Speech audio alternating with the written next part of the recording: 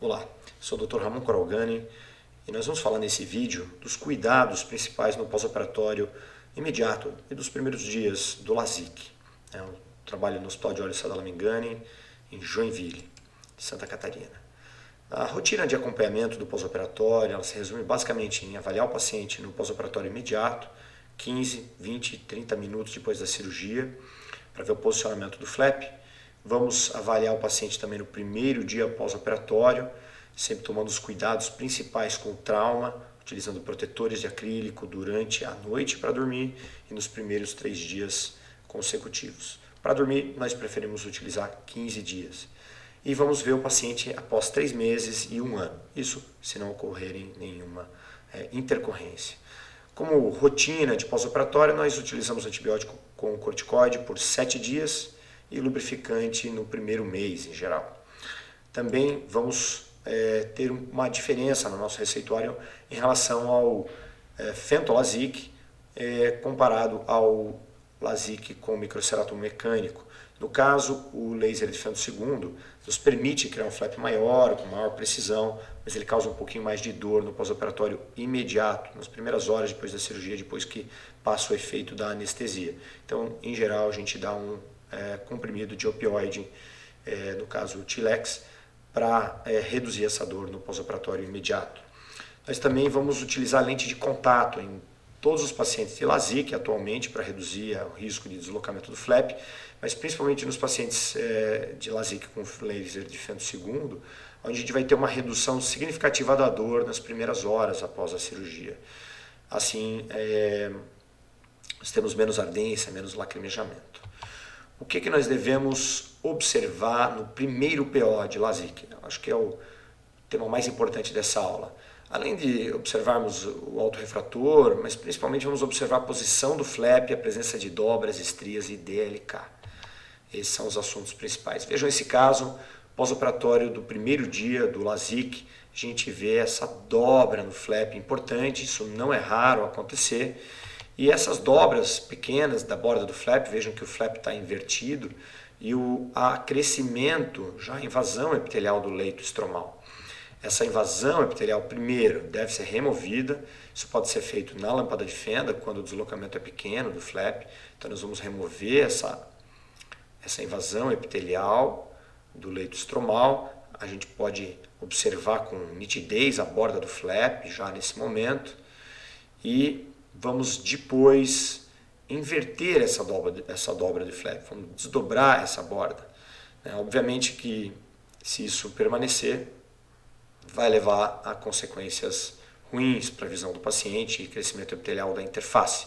Então depois com uma espátula é fácil você desdobrar essa borda do flap e aí simplesmente como é feito no intraoperatório de um LASIK normal, o flap vai se alinhar normalmente e o epitélio vai ficar redundante, como vocês podem observar nesse vídeo.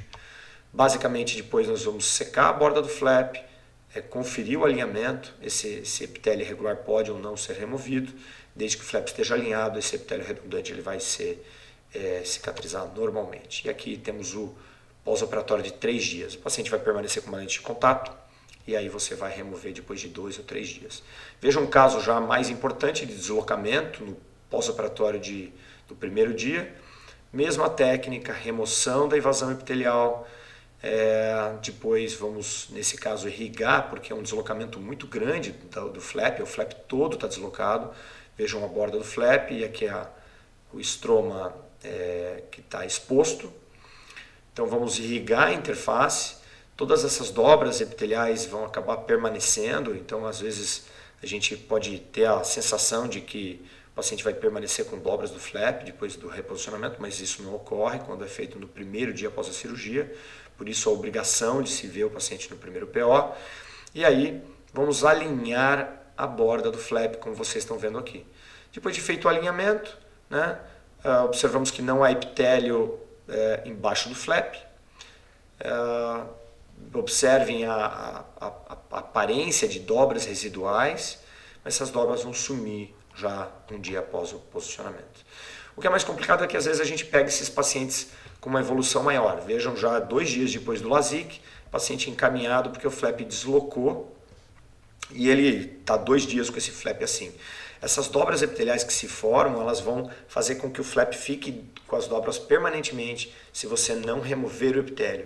E vejam que nesse caso aqui eu removi o epitélio para poder alinhar e posicionar o flap. E nós tivemos aí um resultado excelente. Vamos para alguns casos mais sutis agora. Vejam esse paciente aqui. Será que a gente deve mexer ou não mexer? Vejam que temos dobras aqui, essas dobras verticais afetando o eixo visual, o paciente com 20 e 30 de visão. Sim, são dobras, vamos reposicionar.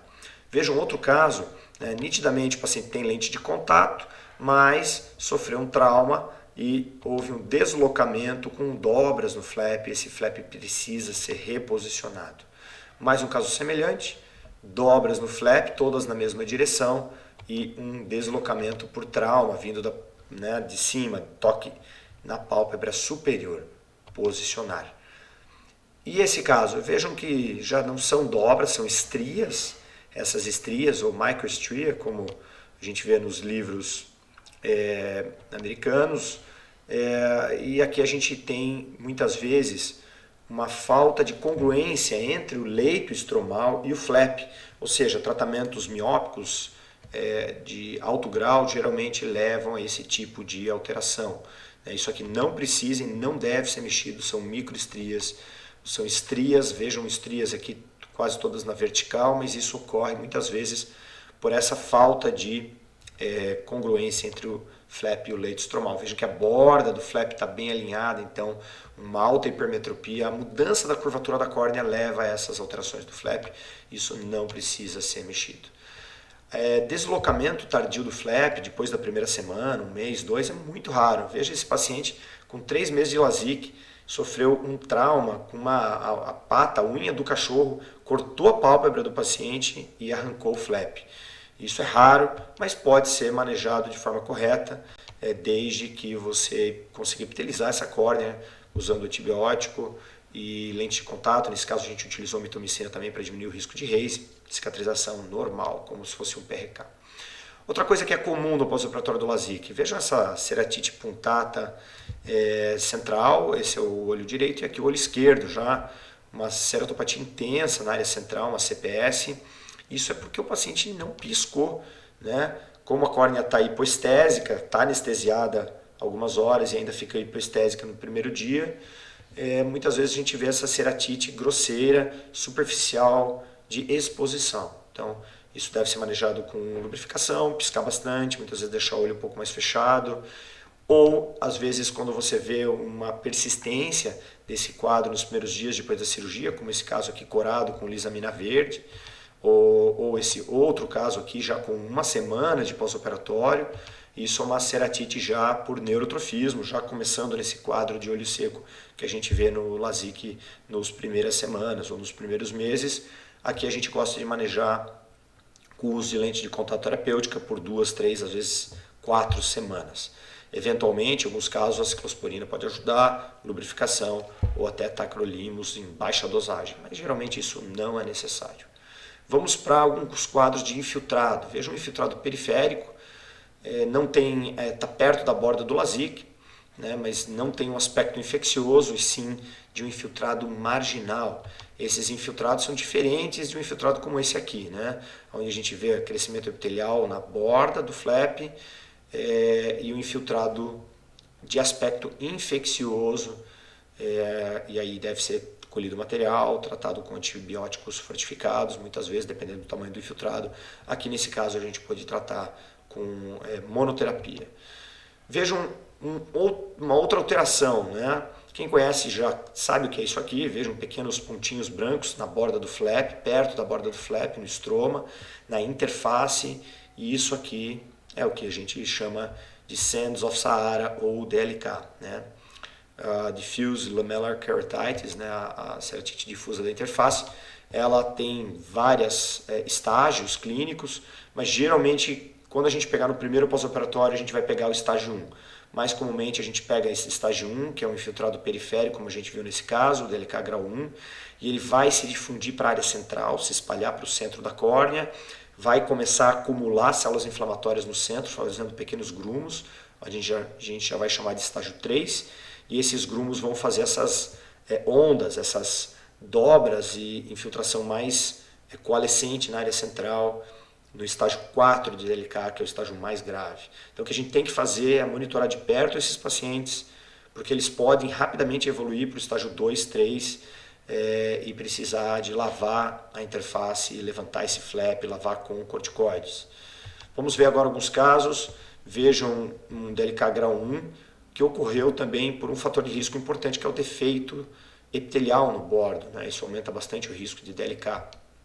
Vejam que no pós-operatório de segundo dia, esse paciente evoluiu para um DLK que está vindo da periferia para o centro, de forma centrípeta, né? E um infiltrado mais denso. Esses casos geralmente vão evoluir, como esse aqui evoluiu para o grau 3.